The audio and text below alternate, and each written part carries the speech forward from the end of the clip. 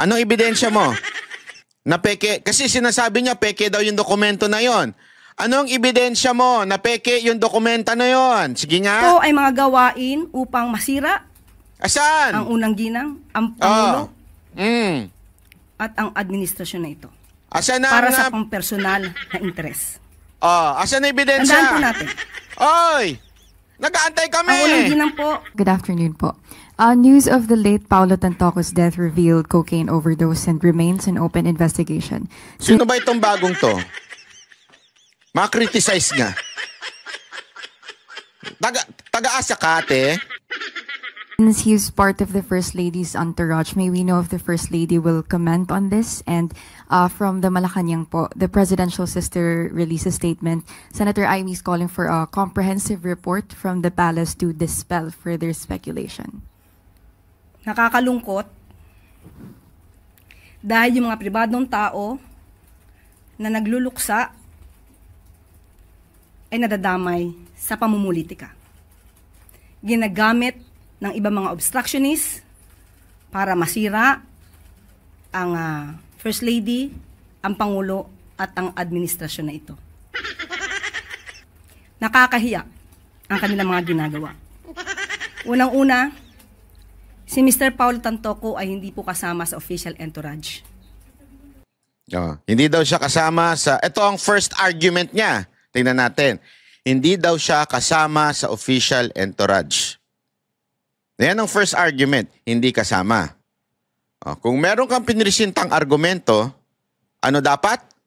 Maglabas ka ng ebidensya. Kasi yung media na nagbalita niyan, may nilabas na ebidensya. As a matter of fact, may mga video, photo na lumabas. Ngayon, tinatabla mo yun. Asan ang ebidensya?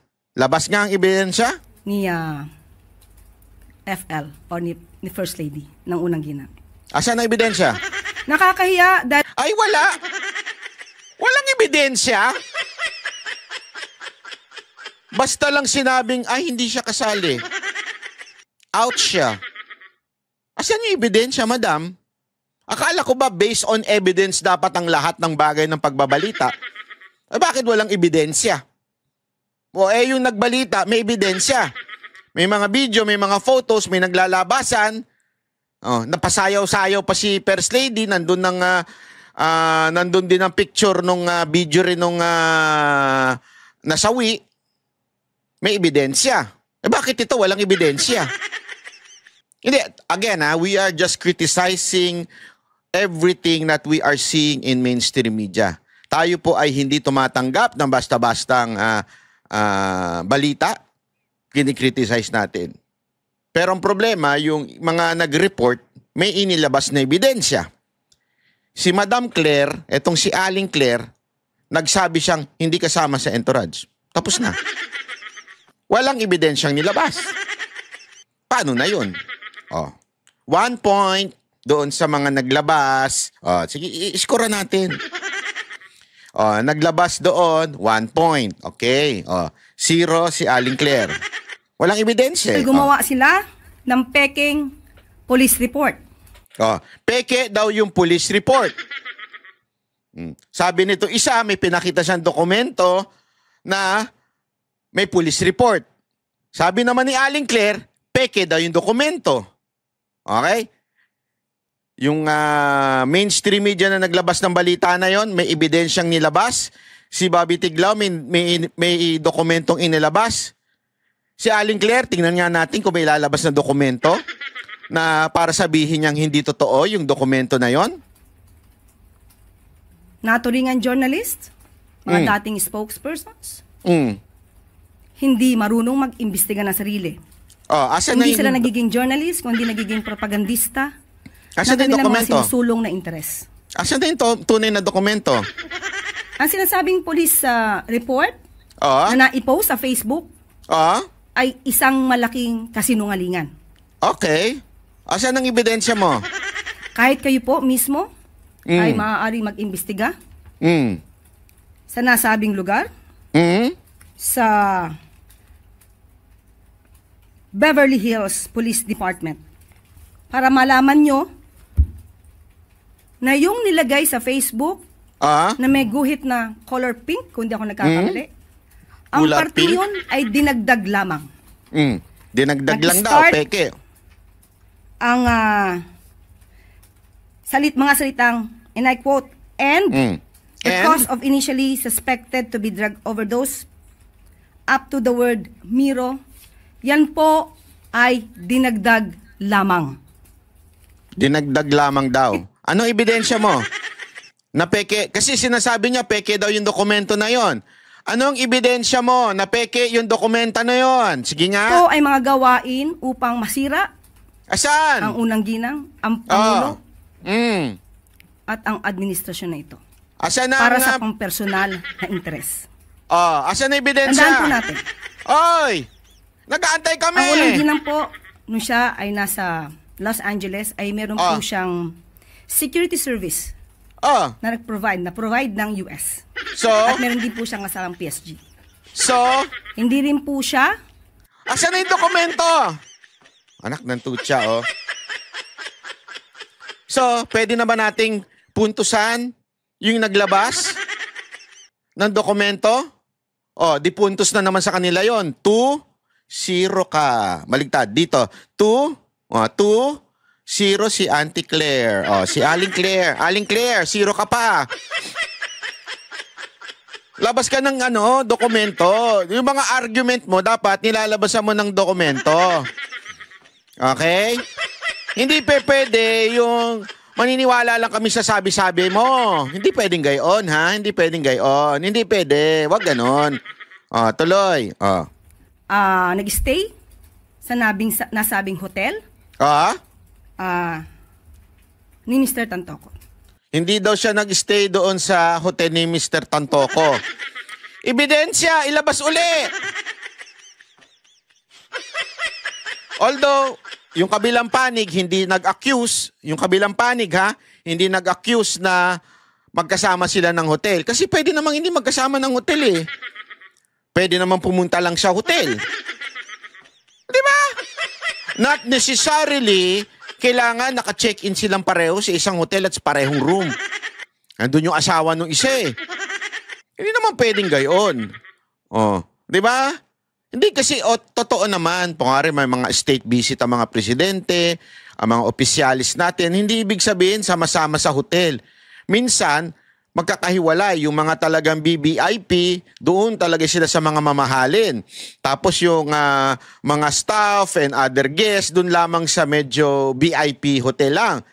Hindi ibig sabihin magkasama. But, hindi ibig sabihin noon, hindi sila nagsama doon sa kwarto. Linawin lang natin ha. Linawin natin na maigi ito. Hindi porket hindi sila magkasama ng pinag-check-in ay masasabi nating hindi sila nagsama sa isang hotel nung sila po ay nagpa-party-party na. Number 1. Number 2, hindi rin ibig sabihin na magkasama doon sila sa hotel ay kasangkot si FL. Linawin natin na just to be fair. Linawin natin. Hindi ibig sabihin bumabatak din si FL.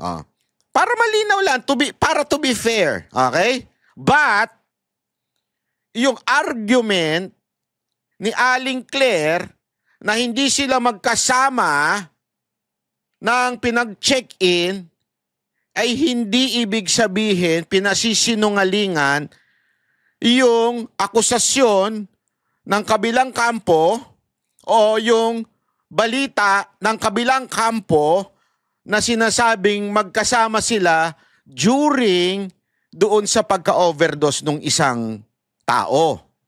Hindi pinasisinungalingan sa pamamagitan ng pag-check-in ni FL sa ibang hotel. Linawin natin. It doesn't confirm nor deny na magkasama sila. In other words, kung sa korte yan, objection, Your Honor, irrelevant. Gago! Iba po ang kanyang hotel. It doesn't matter. At meron po siya mga activities. March 8. March 8. Kung pwede po nating maipakita. sa monitor. Ah. March 8, Ah. makikita niyo po sa screen Ah. na mayroong konsyerto para sa Pilipino. Konsyerto. Okay. Makikita niyo sa larawan din, Secretary Ah. Cristina Frasco. Ah. March 8 yan ginanap, Okay. hapon hanggang gabi. Hapon hanggang gabi. Kanino nang galing yung hapon hanggang gabi? Kanino po nang galing? Ha? Sa kanya, di ba po? Tama, mali. Imbestigahan natin. Hapon hanggang gabi. Ulitin natin yung sinabi niya. Makikita niyo sa larawan din, Secretary Cristina Frasco. Ah. March 8 yan ginanap, Okay. hapon hanggang gabi. Hapon hanggang gabi. Anong pinatutunayan yan? Wala. Irrelevant pa rin. Okay? Oh, tignan natin yung nilabas ni Bobby Tiglao na dokumento. Yung isinare niya sa FB na dokumento. I-screenshot natin ha. Para malinaw, baka sabihin ninyo hindi po sa akin ang galing ito ha. Linawin ko lamang po. Hindi po sa akin ang galing ito. Ito po ay nilabas ni Bobby Tiglao. Pakita natin ha, screenshot nung nilabas ni Bobby Tiglao. Baka kasi sabihin ninyo, tayo ang naglabas. Hindi po tayo ang naglabas nito ha. Linawin ko sa mga tangang nanonood at nag-o-observe at naghahanap ng pagkakamali ni Banat Bay. Hindi po ako tanga. Ito po ang nilabas na screenshot po ni Bobby Tiglao sa page niya. Ay sa personal FB niya. Ayan po. Galing po yan kay Bobby Tiglao. Nakikita niyo yung picture niya sa taas? Sa Facebook ni Bobby Tiglao. Hindi natin pero ang mga friends niya dyan ay sila Jason sa mga kilalang prominenteng tao na sigurado kung tunay na ito. Ayan, nakalagay dyan. I receive Babaya Viber. Ang tanong, ano ang nakalagay? Sige, basa. Palakihan natin ha. Ito yung nakalagay. Ayan. Ayan po ang nakalagay. Ayan. March 8, 11:32. Ulitin natin. Ano daw? Reported. Time of incident. March 8, 11:32 a.m.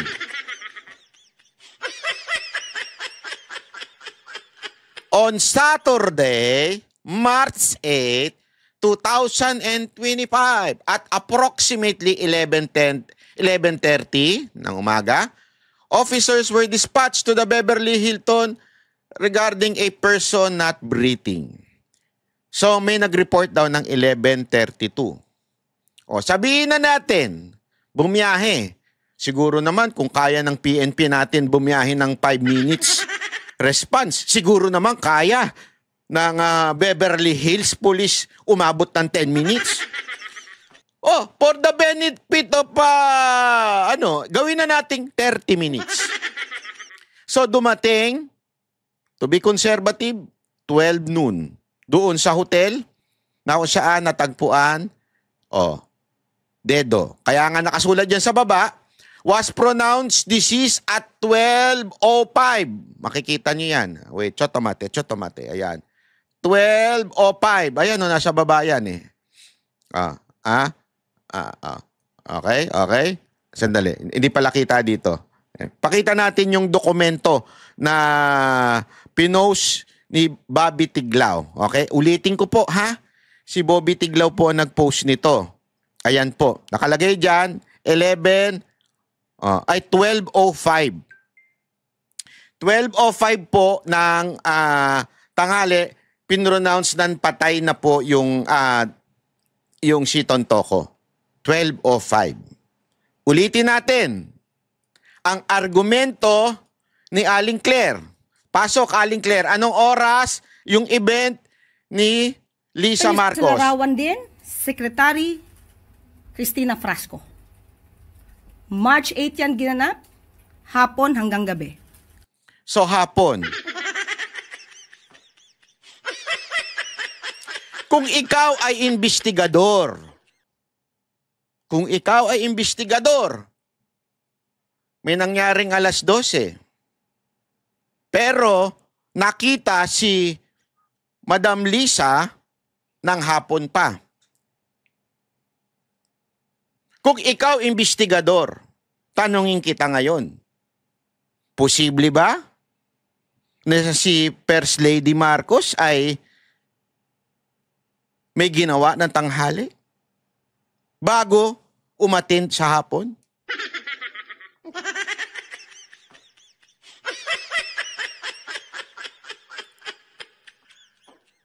So, ibig po bang sabihin nun, mga kababayan, etong konsyerto para sa Pilipino ay magpapatunay na kasinungalingan ang dokumentong inilabas ni Bobby Tiglao?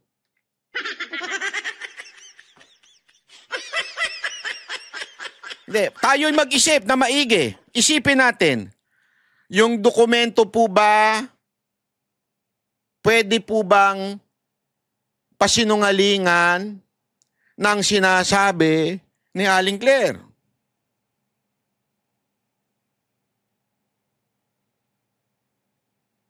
Pwede?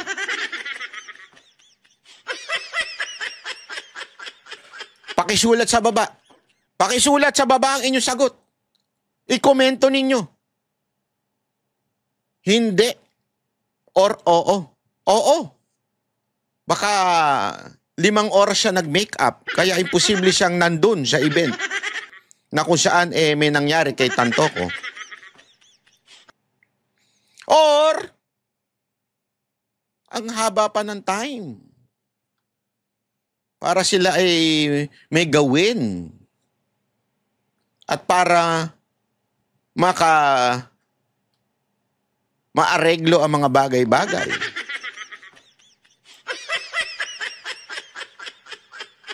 Binanggit pa ni Aling Claire na meron daw siyang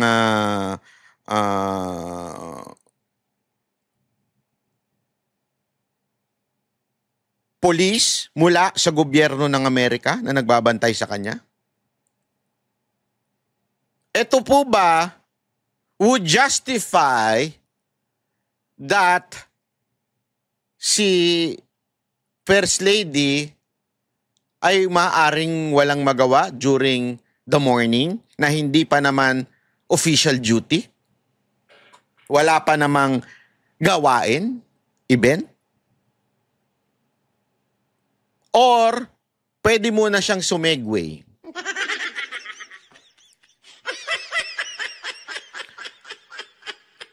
Posible rin ba na maaaring tinulungan din siya na makaalis na doon sa particular na incident na yon? Posible po ba yon? O hindi posible yon? Base sa mga nakikita nating galawan ng mga CIA sa mga Hollywood movies, actually hindi lang Hollywood movies, sa mga documentary.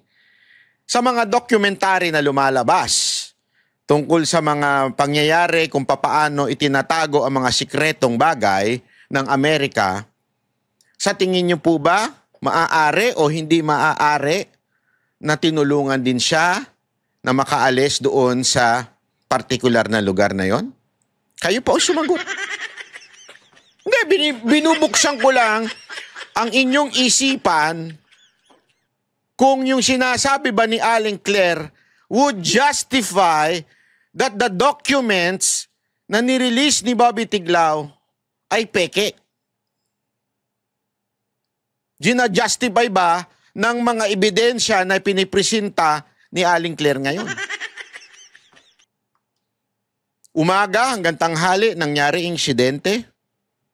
Sa hapon pa daw ang event na ito. Ay, alam mo, sa totoo lang, dapat di ka na lang nagsalita. Kasi sa pangyayaring ito, para mo nang sinasabi na meron pang pagkakataon. Hapon pa kasi yung event. Sigurado ako, hindi naman on time yan darating. Siguro malate ng konti, ng 30 minutes o maybe 1 hour. So para mo sinasabing bakante talaga yung oras niya during the morning until the tanghali. Tama, mali. Papaanong masasabi ng mga obstructionist na to, ng mga fake news peddlers na to, ang patungkol sa nakita nilang mga tao doon sa vicinity? Kaya po yan ay dinagdag lamang. So, walang meaning. Para saan yan? Anong pinasisinungalingan yan?